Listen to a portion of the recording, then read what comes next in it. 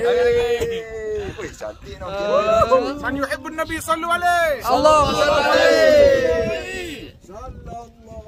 Ala Muhammad sallallahu alaihi wasallam. Sallallahu ala Muhammad sallallahu alaihi wasallam. Salam alaika ya Rasul, salam alaika ya Habib, salam alaika, salawatullah alaika. Allahumma salli ala sayyidina Muhammad. Allahumma salli alaihi. Wassalamu ala Rasulil Mustafa wa ala alihi wa sahbihi wa man ittaba. Nawaitu ta'alluma wa ta'lim wa nafa wal intifa' wal mudhakara wa tadhkir wal ifadata wal istifadah wal hasu ala tamassuki bi kitabillah wa sunnati Rasulillah sallallahu alaihi wasallam ibtigha'a wajhillahi wa mardatihi wa qurbihi wa sawabihi. Sallallahu ala sayyidina Muhammadin nabiyil ummi wa ala alihi wa sahbihi wasallam. Alhamdulillahi rabbil alamin. Assalamualaikum warahmatullahi taala wabarakatuh. Waalaikumsalam warahmatullahi wabarakatuh. Alhamdulillah, sidang jemaah yang dirahmati Allah sekalian, kita sekarang berada di mana? Jabal Nur. Di Jabal Nur. Alhamdulillah, Jabal Nur ni merupakan salah satu bukit ataupun gunung yang tinggi di dalam kota Mekah Al-Mukarramah, di mana di sini mempunyai posisi yang sangat indah dan sangat cantik sekali. Di mana jika kita lihat di belakang saya, langsung di depan itu adalah Clock Tower, menandakan di situ terletaknya Kaabah Asy-Syarif. Di mana bukit ini ataupun Jabal Nur ini merupakan tempat di mana Rasulullah SAW senantiasa naik ke atasnya untuk mencari ilham dan untuk bertafakkur dan juga untuk berkhalwah dengan Allah Subhanahu wa taala. Khalwah itu apa? Artinya bersendirian, mencari inspirasi, ketentraman dan ketenangan bersama Allah Subhanahu wa taala azza wajalla. Dan Rasulullah SAW menjadikan ini, tempat ini annual retreat. Annual retreat tahunannya. Di mana setiap kali masuk dan tibanya bulan Ramadan, Rasulullah SAW akan naik ke atas ini. Dan kenapa? Sepanjang sebulan Ramadan itu Rasulullah akan bertafakur, Rasulullah akan bersolat, Rasulullah SAW akan berdoa pada Allah Subhanahu Wa Taala. Hatta pada ketika itu belum lagi mendapat wahyu pun, belum tahu lagi baginda Rasul Sallallahu Alaihi Wasallam, beliau ataupun baginda telah dinubatkan sebagai Rasul yang terakhir penyelamat umat. Tapi pada ketika itu Rasulullah SAW dah ada ilham perasaan bahawasanya ada Tuhan Rabbus Sama wa Rabbul Ard, Tuhan semesta alam dan juga sekalian bumi ini, mentadbir sekalian alam dan bumi, dan tentunya bukanlah Tuhan-Tuhan dalam Kaabah Asy-Syarif, bukanlah berhala-berhala seperti apa? Seperti kita tahu banyak sekali berhala kat dalam tu. Al-Atta wal-Uzza merupakan Tuhan yang paling besar yang diagungkan oleh kaum Quraisy pada ketika itu. Jadi Rasulullah SAW akan meninggalkan kotanya, berjalan. Tadi kita naik bas pun lumayan jauh, jauh, Masya Allah. Lepas tu ada naik kereta, lepas tu bas turun kat kaki bukit, yang naik kereta atas sikit, ya kan, Alhamdulillah. Tapi di sini kita lihat Rasulullah jalan kaki, dan Rasulullah SAW dikatakan dalam ahli sejarah, Rasulullah SAW panjat, bukan panjatnya tangga kita. Tangga tu benda yang baru, bid'ah, benda yang baru lah. Artinya benda yang dibarukan. Tak salah kita naik tangga. You cubalah naik daripada jurang bukit, tak boleh naik dia. Kan? Jadi ni satu bid'ah yang baik. Tetapi pada zaman Rasulullah SAW tak ada tangga ni. Rasulullah memanjat gunung, panjat. Kita naik, Rasulullah panjat. Dan Rasulullah SAW berada di atas ni lama, seminggu, 2 minggu dan sebagainya. Dan mana Rasulullah dapat makan? Kita tadi naik tengah jalan ada haji lemon, haji kopi, kahwa, Pepsi, Maggi. Siapa tadi makan Maggi? Kan Indomie. Zaman Rasul mana ada Starbucks? Tak ada 7-Eleven, tak ada kedai. Tapi siapa yang hantar makan? Kita menelusuri perjalanan dan pengorbanannya Sayyidatina Khadijah radhiyallahu anha.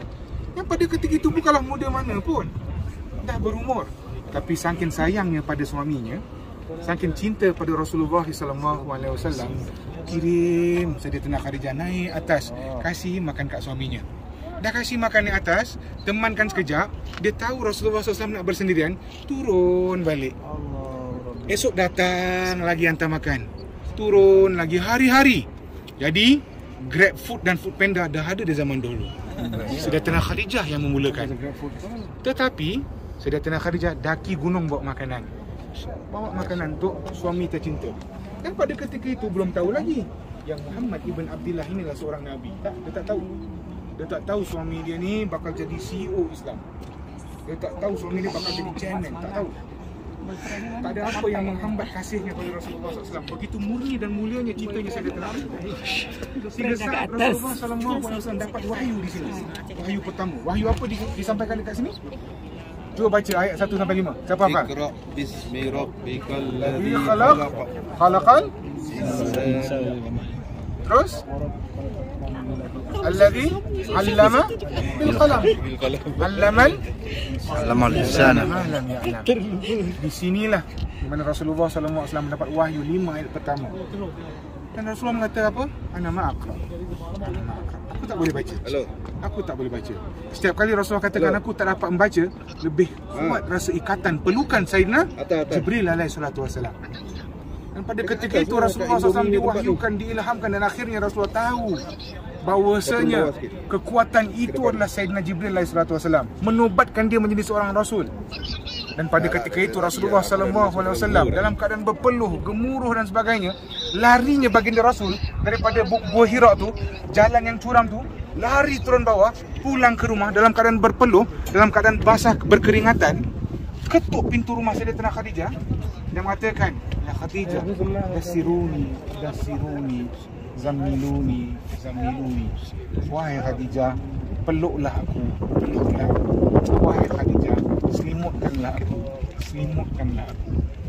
Dan kalau kita letaklah, kalau kita di tempat Sayyidatina Khadijah, baik lelaki atau perempuan, tak kali kita lihat pasangan kita balik ke rumah, dah lah tinggalkan rumah seminggu, tiba-tiba balik rumah berpeluh, kan, ketuk pintu kuat-kuat, lepas tu cakap peluklah aku, selimutlah aku. Agak-agak kita cakap apa? Ya awak ni pun mandilah dulu. Dah kenapa orang tua ni? Kan? Kita macam gitulah.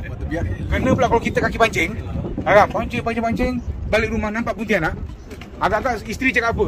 Abang tahu sekarang nak balik, nampak Pontianak baru nak balik. Kenapa Pontianak ni tak timbul dia dulu? Mengomelkan mulut si isteri. Alah biasalah, tak orang tak kita, betul tak? Kan? Tapi Sayyidatina Khadijah cakap apa? Apa Sayyidatina Khadijah cakap? Dia tak cakap apa-apa. Dia selimutkan suami dia, dia lap keringat suami dia, dia dodoikan suami dia, tenangkan suami dia. Dan dia tahu. Nanti isteri-isteri aku tanya, kenapa bang? Cakaplah kenapa? You ni kenapa? Ha? Kenapa you ni? Ha? Pasal? Macam gitu kan? Orang kita, gitulah. Tak orang tak kita. Tapi Khadijah tahu Rasulullah dalam keadaan penat, Rasulullah dalam keadaan letih. Rasulullah SAW didodoikan sehingga Rasulullah tenang, dilapkan keringatnya.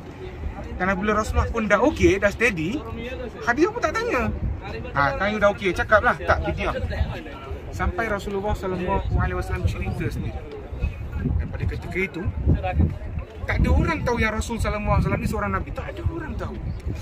Ini adalah orang pertama yang diceritakan kepada Sayyidatina Khadijah. Apa kata Sayyidatina Khadijah? Wahai suami, jikalau itulah apa yang kamu lalui, dengan nama Allah, aku percaya kepada kamu dan aku percaya kepada Tuhan kamu. Pada saat itu Sayyidatina Khadijah menjadi orang Islam pertama setelah dinobatkan Rasulullah SAW menjadi seorang Nabi.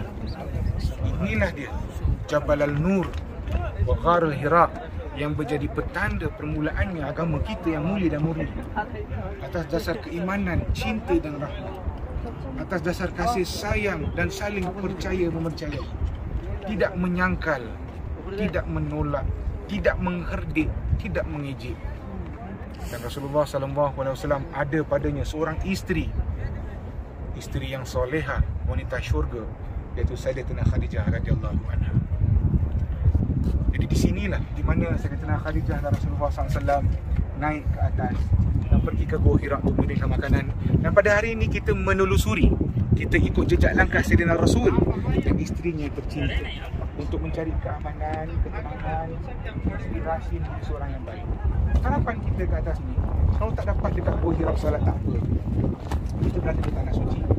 Kita berdoa agar setiap batu yang kita pijak ni mungkin pernah dipijak oleh Rasulullah SAW atau Sayyidatina Khadijah.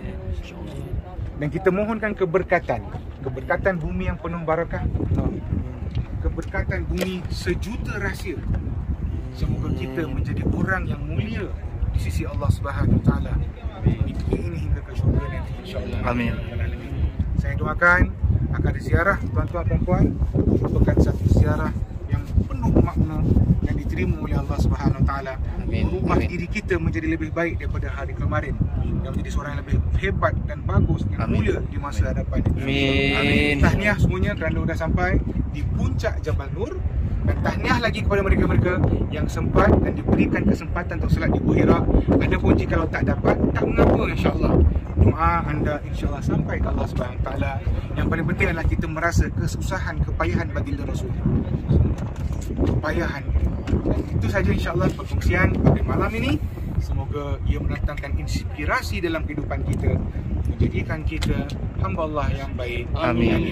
Amin. Ya Rabbal Alamin. Iddi hawaijana ya Allah. Iddi hawaijana ya Rahman. Iddi hawaijana ya Rahim. Amin. Allahumma ij'al jam'ana hadha jam'an marhuma. Wa tafarruqana min ba'dihi tafarruqan ma'suma. Wa la taj'al fina wa la ma'ana shaqiyyan wa la matrudan wa la mahruma. Innaka antas sami'ud du'a. Innaka antas sami'ud du'a. Innaka antas sami'ud du'a. Ya dzal jalali wal ikram. Ya akramal akramin. Ya arhamar rahimin. Wa sallallahu ala sayyidina Muhammadin nabil ummi wa ala alihi wa sahbihi wa sallam. Walhamdulillahi rabbil alamin. Kalau boleh kita lampu-lampu kita bagi.